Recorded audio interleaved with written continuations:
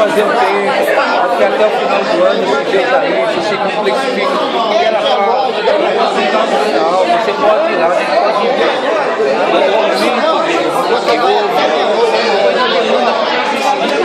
Mas isso é algo falar sobre isso, você ter um ambiente favorável à apresentação da informação, uma discussão.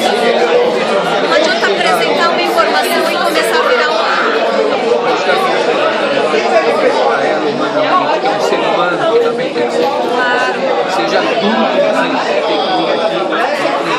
Vamos pensar um formato em que a gente consiga chegar numa negociação. Mas aí você tem que trabalhar, você tem que trabalhar muito e trabalho isso.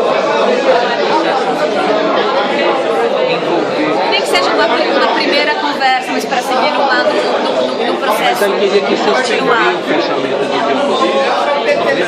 Mas essa é a conversa que tem que ter, né? Não é, porque é uma decisão que cabe às marcas, cabe ao governo, mas numa conversa coordenada com as marcas.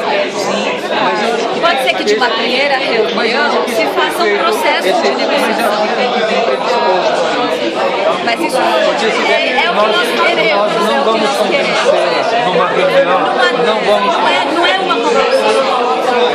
Não vai, mas acho que tem que ser claro isso.